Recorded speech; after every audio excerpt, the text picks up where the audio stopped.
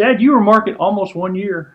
Yes, sir. In the sheriff's office. What have you found now that you're in the job that surprises you, and what have you found that's harder and what's easier? I don't know that there's been a lot of surprises. I've kind of been in this environment for a while, and on the administration side, I've been in that same environment for a while, so I knew there was going to be tons of meetings. And most meetings we've had, obviously, have been very productive, and one thing I want to do is get out there and be among the troops more and just keep their morale up, know that we're out here with them. Have you accomplished most of what you wanted to accomplish your first year? Yes, sir. I think we've accomplished almost everything. There's a couple things that we're going to wait on some funding for, obviously because we have to because of budgetary reasons. But, pretty much all the goals. We wanted to increase the presence within the county. We've increased the numbers of folks that are on uniform patrol, narcotics, investigations. We certainly have more presence out there. We reduced a lot of non-necessary positions, so we were able to hire more deputies. On paper, of course, we still have people at the academy and all that, but on paper we have 20 deputies per shift now, and we have 9 in the academy right now. So once they get back, and actually in some shifts we have more than that. Some shifts are about 22, 23 per shift. So, but the magic number we were looking for was 20 per shift, and we've met that. Logistically, after meeting with the school districts, they wanted to add more school resource officers. So we've actually added 9 school resource officers to the schools this year. Wanted to be very conservative with how we spent, but also spend on what the needs are of this county. And I think that we've got our priorities as far as how we spend our money in the path that we want to go down. We're in desperate need of cars and equipment. Still body cameras, we're still not equipped with body cameras, but that's something that's coming hopefully soon over the next year. That's something I'd love to have done this year. We just couldn't do it. It's the cameras themselves aren't necessarily the biggest expense. It's the storage of all that data. New vehicles have been ordered. A lot of them are starting to get ready to be shipped to us because we got a lot of cruisers out there with 200, 300,000 miles out there, and some of them are old and dangerous at this point. So trying to equip our guys with better vehicles, better equipment. We got the pay up for our deputy sheriffs. Came in, starting pay was around $31,000. Now it's $37,500 is the starting pay, and so we can actually be competitive with other agencies around us. And also increase retention. We've had a lot of outreach from the community to us and support. We lost an officer this year. That was probably one of the worst experiences, that we've ever could imagine going through. Losing one of your men is tough. I mean, it's just words can't really explain. So those have been probably some of the toughest, surprising issues, I guess, to deal with, because you just can't prepare for those. There's just no manual for stuff like that. And a lot of things I've learned over the years because I've been in this environment. I've learned from former leaders, and good and bad. But in those scenarios, you just do what you can to lead your department through those types of tragedies. One thing we're doing right now, currently, obviously, if you notice, I have not shaven in 2 days now. So we're actually doing a fundraiser for the Cancer Association of Anderson. Basically, it's No Shave November. So I have a ton of guys that are excited here at the sheriff's office. The ladies not so much. Sorry. But the guys are extremely excited because they don't have to shave. And a lot of our guys, have had to shave every single day for years and years. Some of them even been in the military before that, so they've never had a reason not to shave. So they were very eager to pay their $25 to be able to not shave for the month of November. So it's a good little fundraiser. We hope to raise a few $1,000s for the Cancer Association. We have so many officers that have plugged in to our community groups. We have a lot of community groups across the county and the various communities that represent Anderson County. They've pitched in with them. They've helped them. They provide information to them, plugging in and teaching them stuff too. Teaching them how to be vigilant and teaching them about how to not be a victim and stuff like that. And then we have other deputies and law enforcement officers that are plugging into various other nonprofits, United Way and Salvation Army, and just had so many people that are volunteering. And so one thing we tell folks, try to get involved in your communities. There's just such a satisfaction and rewarding experience that comes with that. And these guys serve their communities every day already. So a lot of them are going above and beyond that now, serving with the various organizations or churches. A lot of them are serving with their churches, whether it's feeding the homeless initiative or going and spreading mulch and everything else. We got a lot of officers that are doing those various types of community initiatives as well. Well, since we've been in, the council has been very accommodating. Any requests we've gone to them with, of course, they hadn't been absurd requests or anything, far-fetched or wasteful or anything like that. We've developed kind of an approach of, here's the issue we're having. This is why we need this funding. Being able to explain the why. And so far, they've just been wonderful to work with.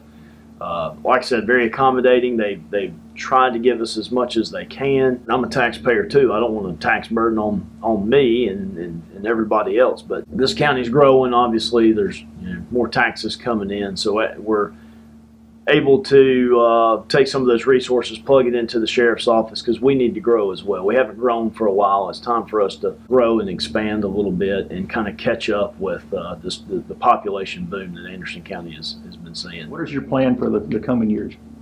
I think we're kind of taking the plan we came in with. We're going to keep expanding and capitalizing on that. Eventually, we said we wanted 20 deputies on each shift.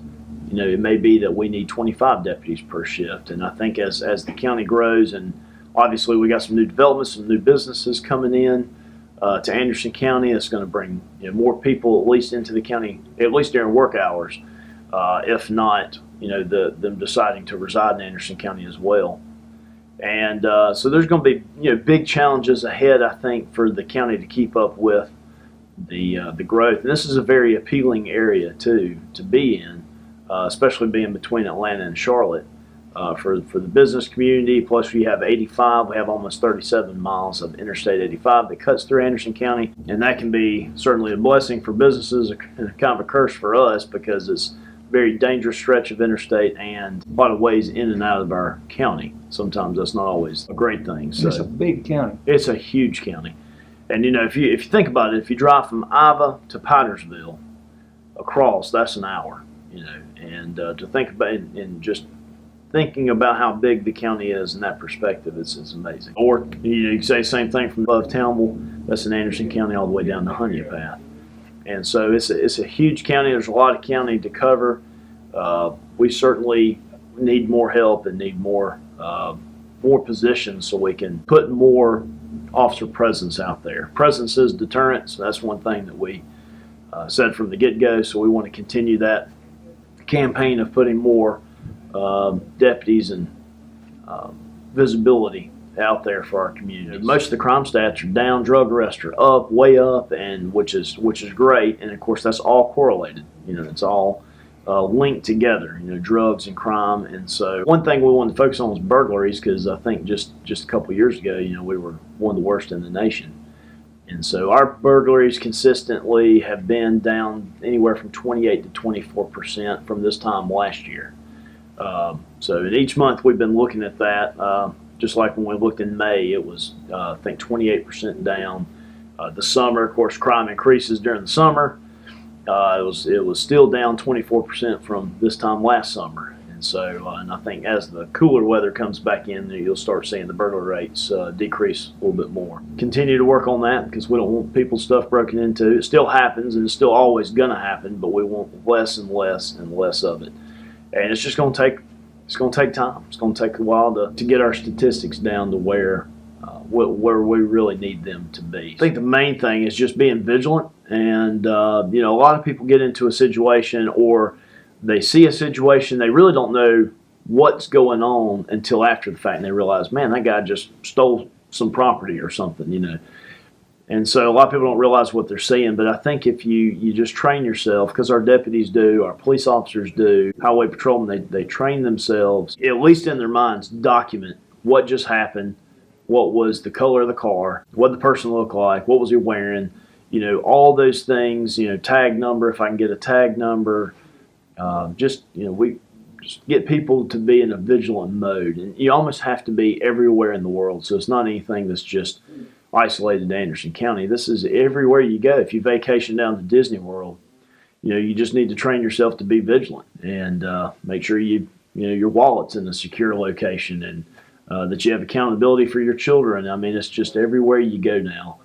It's just a different mindset. Whether I'm going grocery shopping or going to the post office, I'm going to be alert and vigilant. I'm going to pay attention to my surroundings, and if I see a crime occurring to somebody else or something like, I'm going to try to get as many details, remember as many details as possible.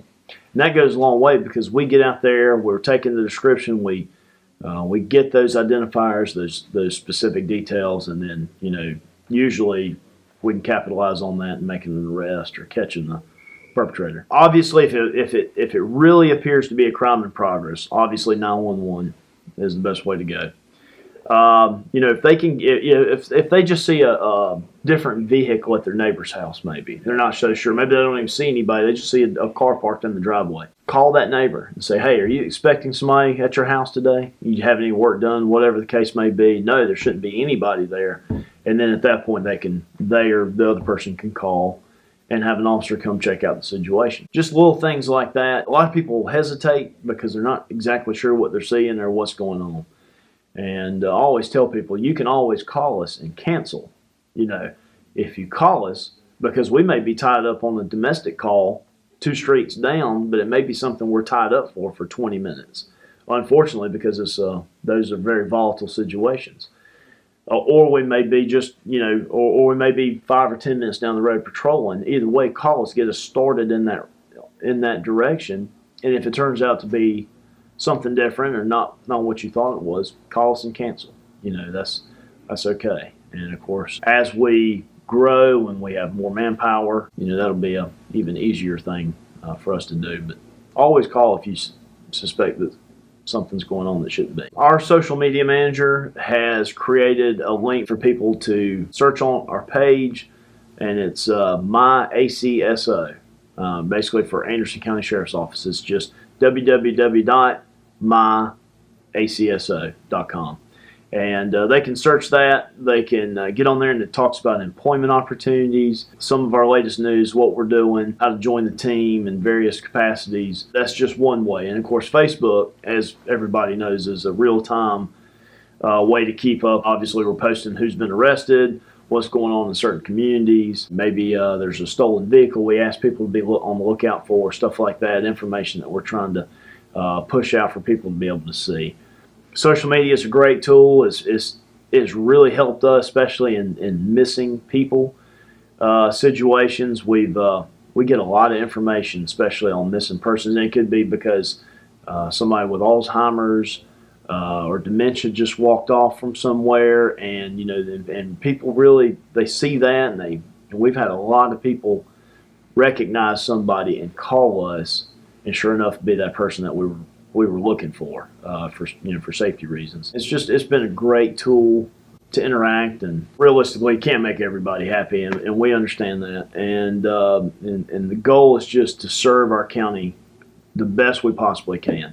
And it's a real honor to do that. I'm very honored by the opportunity to serve. Our folks at the Sheriff's Office have that same mentality. They love serving their community. Otherwise, they could go somewhere else and make more money. I mean, that's just the truth. So we do what we do because we love to serve. Looking back, it's been about 11 months, and it feels like 11 days. So I feel like there hasn't been a whole lot of opportunity to come up for air. And it's been overwhelming at times. And like I said, we've coming in with trying to execute new plans, new procedures, and then we've had a couple setbacks with some tragedies. It's even hard to put into words, but the 11 months have flown by. This is what it's going to be like for 4 years. It's going to go by so fast. But we want to serve you. We want to serve our public. Let us know how we can do that and how we can do it better too. I mean, just because my plan is my plan, doesn't mean it's always right. We're open to suggestions. So if somebody says, hey, we'd love to see more of this, or we'd love to see less of this, let us know. There's on that myacso.com that we just discussed, there is a link on there where people can give us feedback. Tell us about your experience. Was it good or bad? How could it have been better? That kind of thing. But definitely let us know both of those, good and bad.